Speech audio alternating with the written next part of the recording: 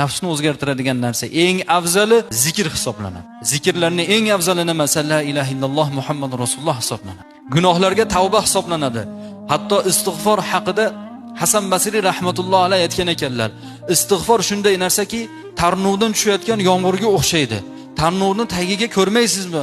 Qozonni orqasidagi qorasini ishqab ketkizib bo'lmagan qorani teskari machasi qo'yib qo'ysangiz, tarnuvdan tushayotgan yomg'irning suv uni bir kunda poklaydi. Xuddi shu tarnuvdan tushayotgan yomg'irning suviga o'xshaydi istig'for. Qop-qora qalbni poklab qo'yadi deganlar. Qop-qora gunohlarga to'la qalbni istig'for poklar ekan. Kim istig'for aytsa boy bo'ladi. Kim istig'for aytsa farzand zurriyotlar bilan Xudo ko'paytirib beradi. Kim istig'for aytsa zalga borish shart emas.